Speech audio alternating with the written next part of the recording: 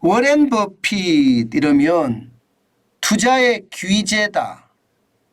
뭐 오마하의 현인이다. 온갖 수식어가 다 따라 붙는 분이죠. 그런데 이 워렌 버핏이 말입니다. 이게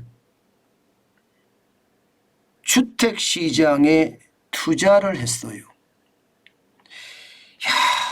저는 이것을 보면서 시장을 어떻게 봐야 될까 참 고민을 많이 하게 됐습니다. 보세요. DR 호턴이라는 주식에 투자를 했습니다. 그것도 7억 2,600만 달러를 말입니다. 어마어마하죠. 어마어마합니다. 실제 워렌 버핏이 이렇게까지 투자하는 것을 보면서요. 시장에서는요. 의외다 이런 반응을 내기도 합니다. 예, 일반적으로 워렌 버핏이 물론 뭐 투자라는 게 어디 뭐 이게 경계선이 있는 것은 분명히 아닙니다. 그렇지만 워렌 버핏의 포트폴리오를 보면 이게 말입니다. 건설에 투자할 그런 계제인가 그런 생각이 들어요. 그런 생각이. 왜냐하면 지금까지 투자한 걸 보면 애플이라는 IT, 뱅크 오브 아메리카, 은행입니다. 아메리칸 익스프레스. 이거는 이제 물류죠. 코카콜라, 소비재입니다. 쉐브론. 여기에 보면 말입니다. 이게 건설과 관련된 것은 그렇게 안 보입니다. 일반적으로 5%에서 10% 안에 들어가는 게 이게 워렌 버핏의 어떤 핵심인데 그런 거는 안 보여요. 그러면 워렌 버핏이 투자하는 데는 이유가 있다 이렇게 생각이 될까요? 자, 그러면 왜 투자하는지 한번 보자고요. 왜 투자하는지. 저는 왜 투자하는지 보는 것이 굉장히 중요하다고 생각합니다. 굉장히 중요하다고. 여러분에게도 이 왜 투자하는지를 보면서 우리가 시장을 어떻게 볼 것인가 한 번 더 고민해 볼 수 있는 그런 시간을 가지는 것도 저는 그 어느 때보다 중요한 요소라고 생각합니다. 굉장히 중요한 요소다. 워렌 버핏이 왜 이러는지 그러면 시장을 읽을 수도 있겠다 그런 생각을 할 수 있겠죠. 저는 그렇게 생각합니다. 자, 여러분 이거 한번 보세요. 일단 이것을 먼저 보시면 여러분들도 어느 정도 이해가 되실 부분이 있을 겁니다. 한미 대표 건설주 어떻게 2분기에 매출이 됐나. DR 호튼 미국입니다. 2022년에 매출액은 11조 299억 달러였습니다. 그리고 2023년에는 11조 5,690억 달러입니다. 매출 많이 늘었죠. 그런데 순이익은 떨어졌어요. 많이 떨어졌어요. 거의 1조 달러, 1조 가까이 떨어졌습니다. 1조 원까지. 순이익이 2022년에는 2조 8,847억 원이었거든요. 2023년에는 1조 7,860억 원입니다. 굉장히 많이 떨어졌어요.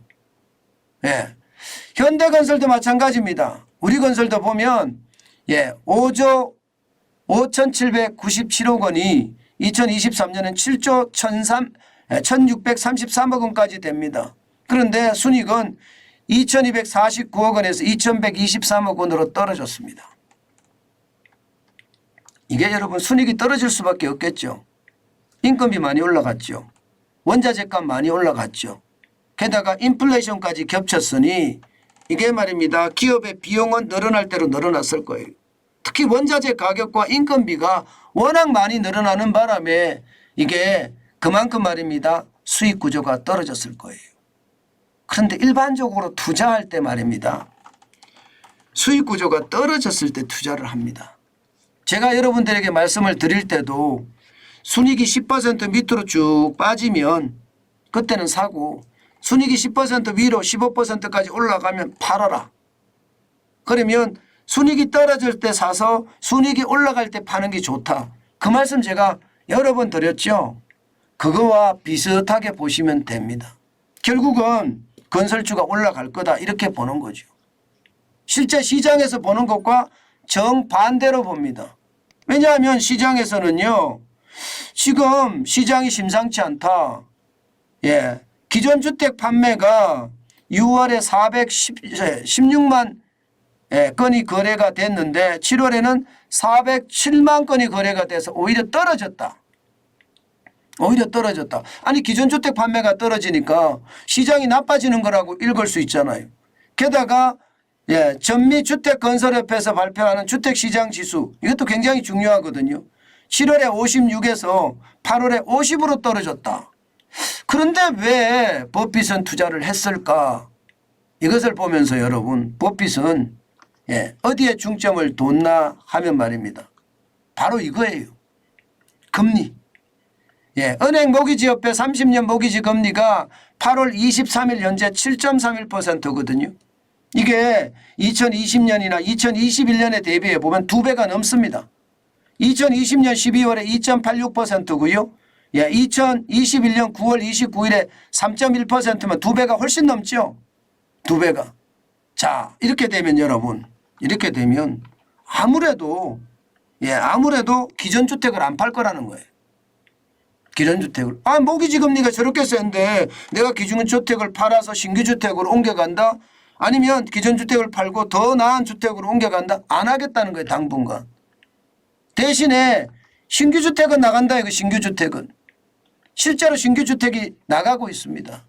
신규 주택이 많이 팔리잖아요. 지금 보시다시피 2023년 5월 기준으로 보면 말입니다. 76만 3천 건이에요. 거래되는 게. 그러다가 6월에 69만 7천 건으로 떨어졌다가 7월에는 71만 4천 건으로 늘어났죠. 이게 바로 늘어나는 구조라는 겁니다. 이게 늘어나는 구조. 전체적으로는 말입니다. 2020년 8월에 101만 천각 천건 이 정도는 아니다.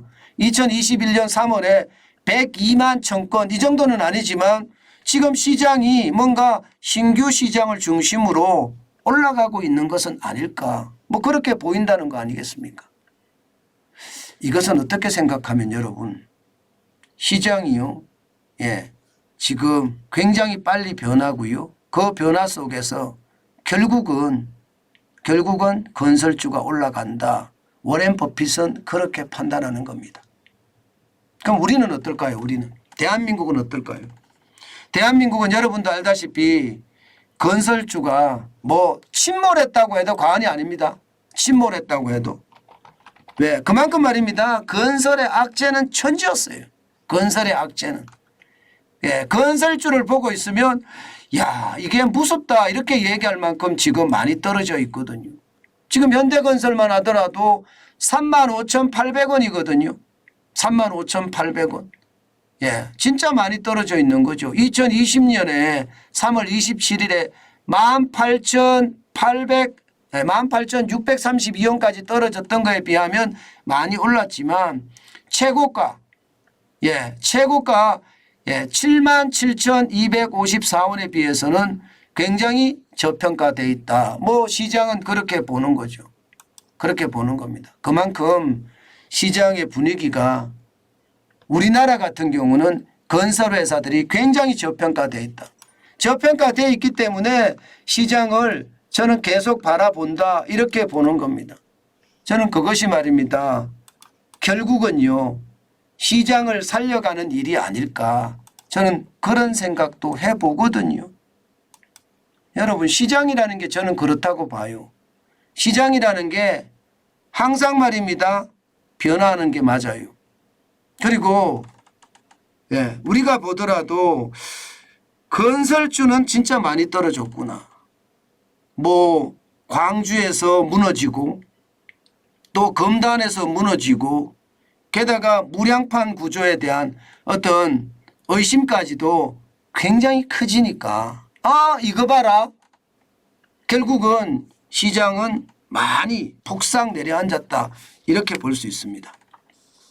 제가 여러분들에게 오늘 워렌 버핏의 건설 투자를 말씀드리는 이유는요. 여러분들이 투자를 하라. 저는 이런 뜻은 아닙니다. 물론 뭐 투자는 여러분들의 몫이니까 여러분들이 투자할 수도 있겠죠.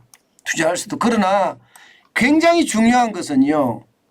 저는 굉장히 중요한 것은 여러분들이 투자를 하되 늘 고민하게 돼야 된다.